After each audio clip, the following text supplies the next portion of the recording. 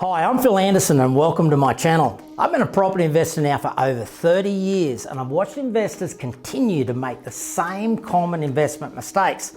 There's so many dirty tricks in the real estate industry and it's all caught up in a whole heap of sales hype. I want to cut through that sales hype and help investors avoid the common mistakes. I hope you enjoy the following content, but please remember to like and subscribe. G'day listeners and viewers across the country and welcome to another episode of Street Smart Property Investing, where I'm joined again with Mr. Trent Durrington. How are you, Durro? Good, mate. Good. Another great week, mate. Yeah, it is. It's ever changing, but new challenges, but also positive. Yeah. Mate, the property market around Australia never ceases to surprise me, and one of the big, influences this week in our topic we want to touch on today is what we're starting to now see as a real, next wave, of what's going to happen in the property market, because we're now seeing enough data rolling out that there will be the real potential that a couple of the biggest markets in Australia could start slowing down as they see more listings come onto the market. Of course, we're talking about Sydney and Melbourne, as tens of thousands of people prepare to sell in those markets and move to the markets that I think people should be investing in today. Yeah. Well, mate, I'd still recall a couple of years ago when you were, you had some good data around 1.5 million Australians retiring in the next 5 years. Was it 1.5 million? 5.5 million. It was 5.5 million, was it? 5.5 million, yeah. So that's a couple of years ago, and then you throw lifestyle choices and the pandemic into it, and that's obviously it's accelerated things a lot, right? It has, yeah. Mate, look, a lot of people, and it's a good point to bring up, because we were talking about Australia's biggest ever wealth shift. It's really well documented. It's something that's fascinated me for years. The amount of people that would cash up and use their funds that they had in their family homes as a way to fuel their retirement years, sell their family homes, look to move, what they call downsize, look to move into another more affordable location, free up perhaps half of their money that was trapped in their existing family house at that time, move to another area, buy a house that really works for them in retirement, and free up a heap of cash for their retirement years. Yeah, well, Australia's biggest developer, Stockland, they this week announced the purchase of the Halcyon Group's over 55s model. They paid $660 million for, I think, 4 or 5 sites, predominantly in southeast Queensland. But it just supports where that market's going. Mate, I think the viewers need to really stop and hear this data, because this statistic alone will shock the pants off most people. And really, I think it's undeniable that it's got to have a huge negative effect on the Sydney and Melbourne property markets. There is really good data out at the moment that strongly supports the fact that 1.6, actually more than 1.6 million homes are being prepared to sell, going back into the market. They're going to be selling and downsizing those homes over the next 5 years, and most of those properties are in Sydney and Melbourne. 1.6 million homes. Right. And this is where we come back to the 5.5 million baby boomers, that big lump of population in our, the timeline, moving through, different stages of their life and affecting all sorts of markets. But at the moment, the effect it's about to have on the Sydney and Melbourne property markets, I think, is phenomenal. Yeah, no, that's an amazing stat. That 1.6 million. 1.6 million. Yeah. 1.6 million homes will be downsized between now and 2026. It's crazy numbers. Well, there's challenge. Just there's people suffering out there. Some worse than others, but it's just people have recalibrated. Mate, totally. And some of the challenges we see in the property game makes us recalibrate too, I think. But no question. But again, it comes back to Phil. We've been supporting and telling the story about regional Australia for quite a number of years now. And it's probably lining up, or it's accelerated based on some of these numbers absolutely you're saying now. Well, mate, look, the thing is, it's I guess the thing that people in the past have not seen the merits that I was seeing in the big regional markets, because they think if you're not in Sydney, Melbourne, Brisbane, the big capitals, you're in a country town. And that hasn't been the case for the last 15 years. The second tier cities in each of the states have really come into their own over the last 15 years or so. The quality of their shopping, their airports, their hospitals, all of that stuff was really preparing, and the government's watching the same data that I love to study, and they know that the baby boomers are going to move. They know this downsize is going to happen. They've been preparing infrastructure. They just didn't expect it to be accelerated the way that it's been because of COVID-19. Yeah. And the other thing is, what we've seen so far hasn't really been a huge percentage of baby boomers. It hasn't really been the downsizers. It's been the remote workforce. So people have been able to work in new locations because they can take their jobs with them and move to these, lifestyle secondary cities and have a better quality of life by more affordable housing.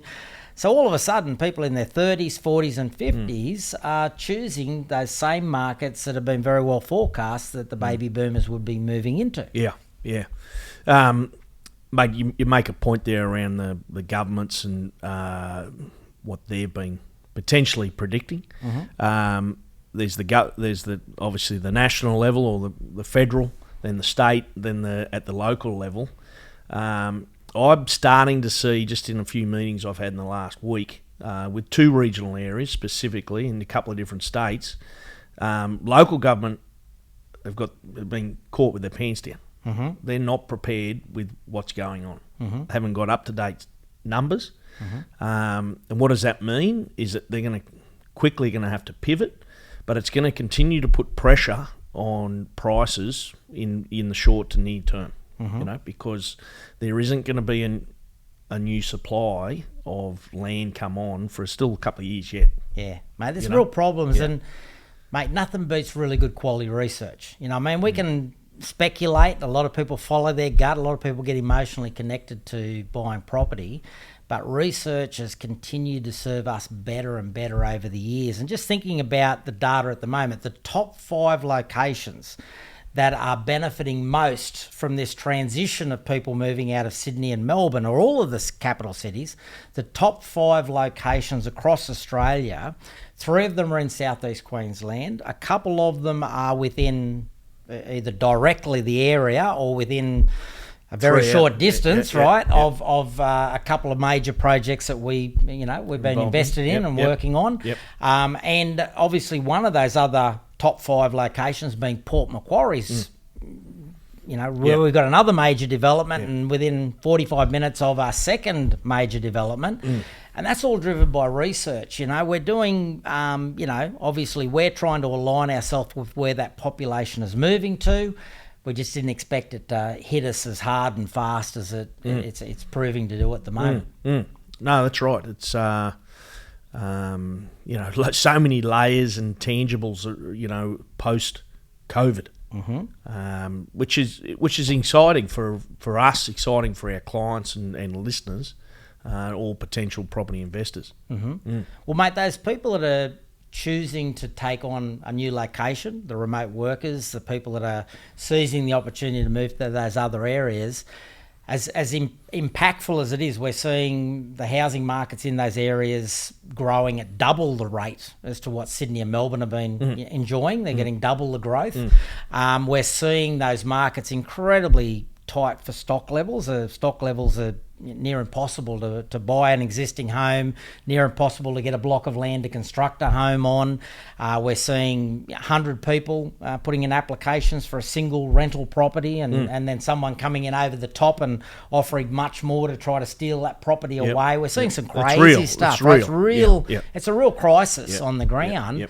And yet the real research, if you dig a bit deeper, there's $1 billion per month being spent on renovations at the moment. It's building every month. There's $1 billion per month being spent on renovations.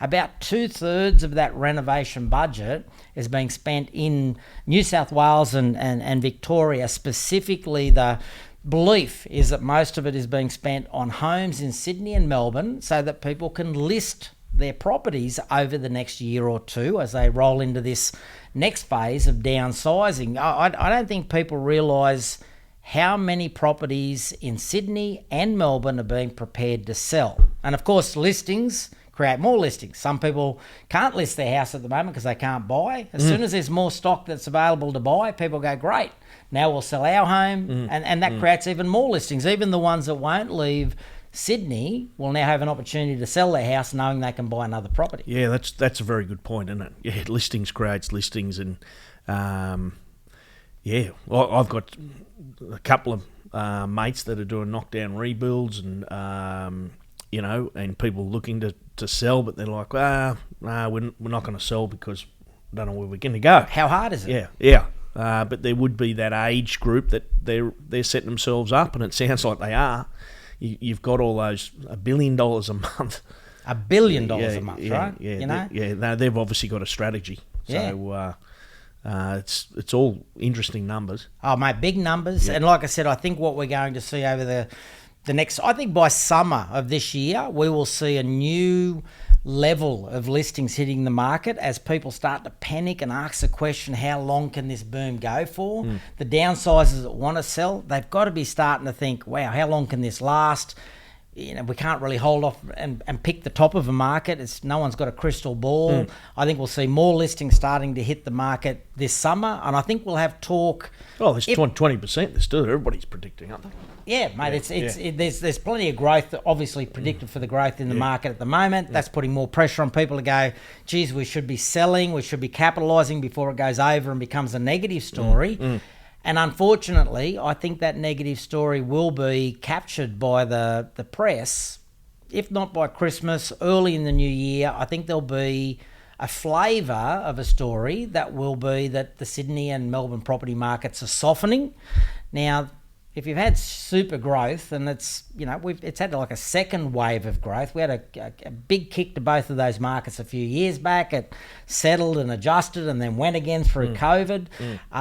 So the idea of it settling by 10% still means people have made plenty of money out of the market, but that's 100%. Not how the media is going to treat it. They're going to treat it that the market's coming off, property prices are collapsing. That'll be a Harry Dent style scare tactic. It'll be crazy, right? The way that they'll handle it, it'll be a crazy approach to it.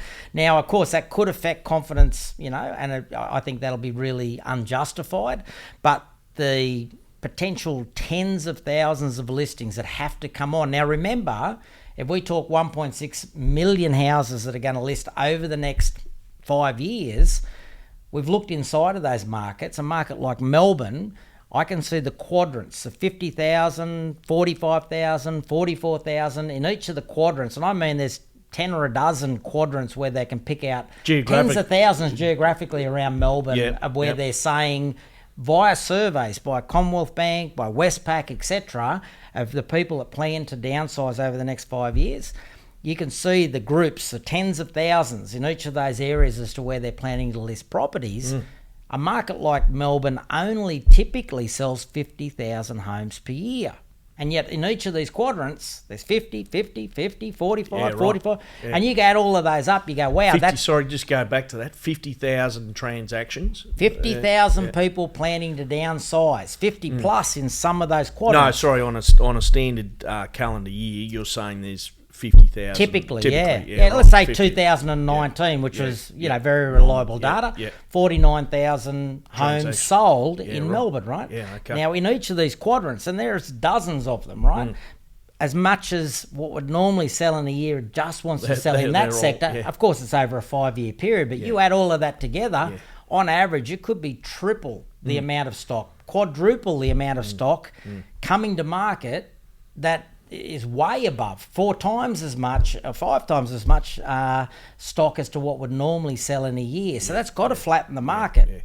Oh, in Sydney and Melbourne, I mean, we secured a bit of stock down there, and it doesn't fit in with our allowable parameters. And we looked at the yield on a standard house, and you just shake your head and go, there's pain in that. It's pain in people's pocket, mate. At the moment the big battle for an investor is to choose where to go, and it's a broad-based boom, and we have a really good look at Victoria regularly. There's some regional markets that I think are really great markets, some really strong markets, but the numbers. You know what I mean? You just, when you look at the numbers of what an investor achieves, the yield that they can get, the experience they can have as a landlord, it's inferior to other states, unfortunately. It is. Yeah. Well, mate, look, I think there's a topic in moving forward that I think is going to be needed to share with people. I think we're going to unravel those areas. There's, the most amount of listings are coming on. For me, I feel like the next 5 years is going to be, it's going to be obviously an interesting path for all of us. But I think the Sydney and Melbourne story is going to be one of a flat market, potentially a softening market. What was it you might have mentioned some of the super... Was this a super change around those downsizes? That's another big factor. Yeah. The government announced in the May budget that in 2022, when people downsize their homes, 600,000 of that for a couple, 600,000 of that tax-free benefit, into can be a one-off donation into your super fund. There's a lot of people expected to take advantage of that. That's a big one. It's a massive contribution. Yeah. It's a game changer for your super funds. Yeah. They've done it once before with huge success, and they're bringing it in again. And that $600,000 contribution, or 300 as a single person. That's a will be motivator another for people big that motivator. sell the primary residence. Absolutely. Absolutely, mate. Yeah. Yep, mate, plenty of good stuff when it comes to what that will mean. The impact that we'll see in that amount of listings and people selling in those markets has got to soften those markets. But those numbers, when applied to the regional markets, I don't even know where they're going to go. I don't know how they're going to supply the stock in those markets. I see upward pressure, the demand on existing stock and new stock in those key regional lifestyle markets. I think we're going to have a stellar 5 or 10 years of growth, crazy growth. No, that's right. And if you can get the land, and as just coming back to some of the conversations I've had in the last week with local councils, and there's going to be a shortage. A real shortage. And even the big announcements that we're starting to see, where they're starting to try to break through and create, we've got to get more land in, and big parcels of land that are being rezoned. That's 5 years, 6 years into the future, right? Doesn't solve the problem in the short term. So it's going to be a really interesting 5-year period. I think for Southeast Queensland, they've got 10 years because of the Olympic Games announcement as well. But certainly doesn't help the rental crisis that's happening. Great, mate. Look, thanks for joining me, mate. Always good to have a chat, and hopefully the listeners got something out of that. The numbers are good. The numbers are pretty exciting. So if you're planning to sell in the Sydney market, I think it would be great to do that over the summer period, but you may be a little surprised at the competition you might have, over the years ahead. Thanks for joining us, guys. We'll talk again soon. Thanks for watching, guys. Don't forget to subscribe, and also feel free to leave me a question. I look forward to helping as many property investors as possible. Take care, and we'll talk soon.